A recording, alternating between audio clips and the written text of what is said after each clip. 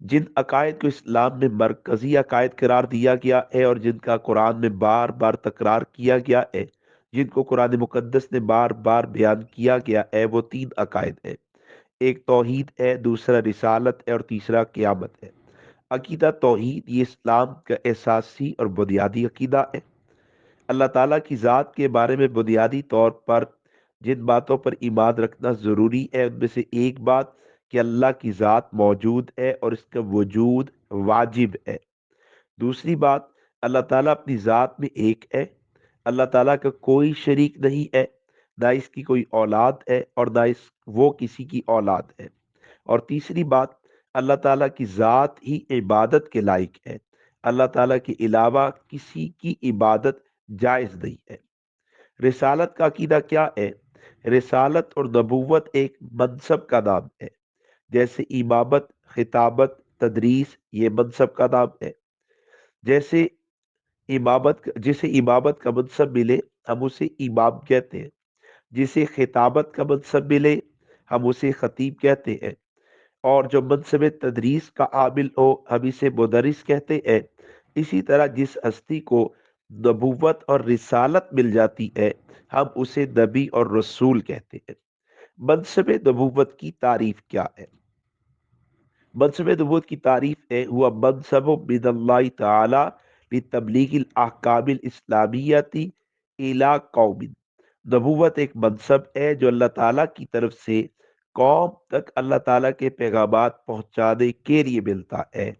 یہ منصب ہے اللہ تعالیٰ عطا کرتے ہیں، اور غرض کیا ہے کہ اللہ تعالیٰ کے احکامات اس صاحب منصب یعنی نبی کے ذریعے سے اللہ کے بندوں تک پہنچتے رہے۔ اور نبی کی تعریف کیا ہے؟ انسان مبعوث من اللہ معصوم عن الخطاء مفروض الاتباع، کہ نبی اس اعلیٰ درجے کے انسان کو کہتے ہیں جو اللہ تعالیٰ کی طرف سے بھیجا گیا ہو، خطا اور گناہ سے معصوم ہو، اور اس کی اتباع فرض ہو۔ نبی انسان ہے، اللہ نے بھیجا ہے، نبیوں کو اللہ بھیجتے ہیں اور وہ معصوم عن الخطا ہوتے ہیں اور ان کی اتباع یہ فرض ہوتی ہے۔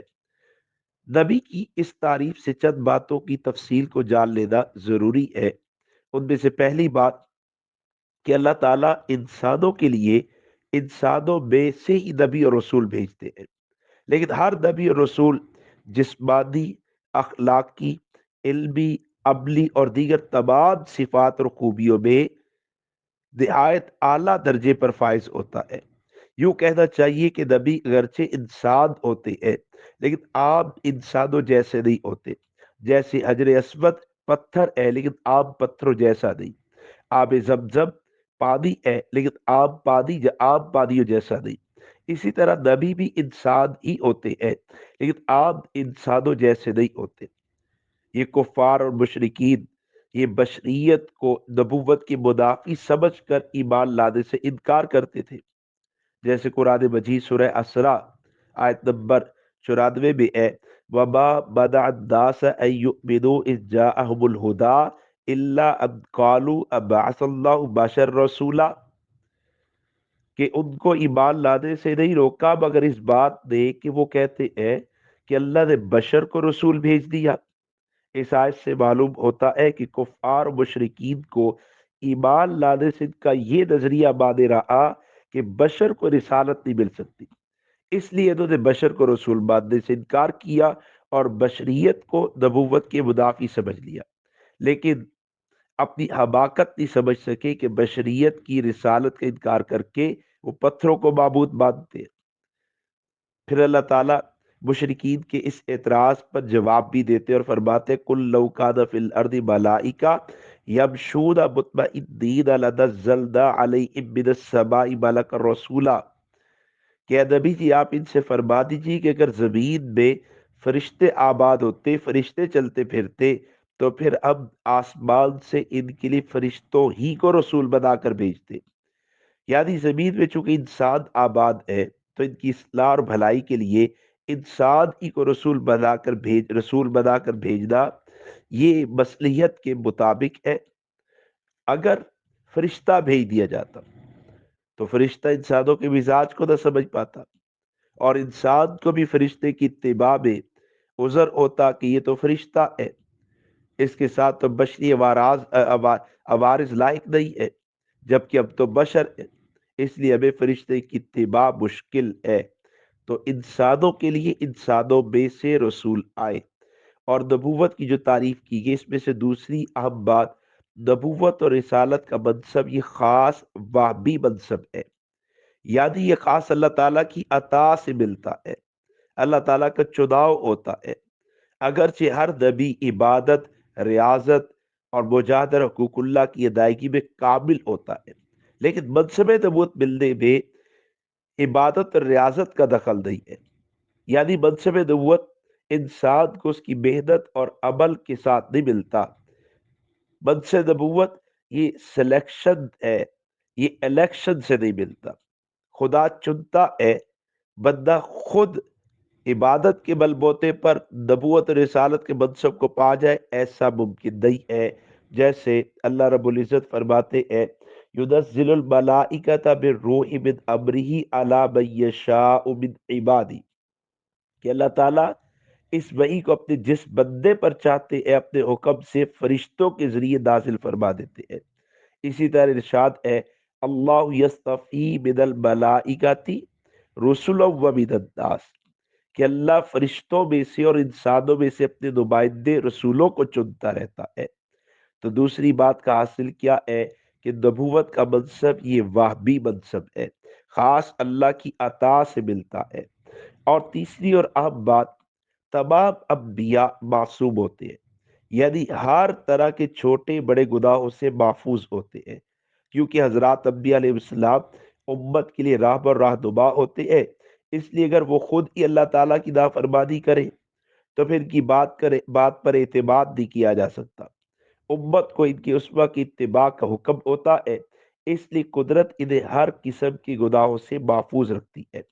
اور یہ حضرات انبیاء علیہ السلام کی خصوصیت ہے کہ قرآن مجید کی متعدد آیات میں اہل ایمان کو اللہ اور اس کے رسول کی اطاعت کا حکم دیا گیا ہے، یہ ان کی خصوصیت ہے، تو امت نے پیچھے چلنا ہے، اس لیے اللہ انہیں ہر عیب سے بچاتے ہیں۔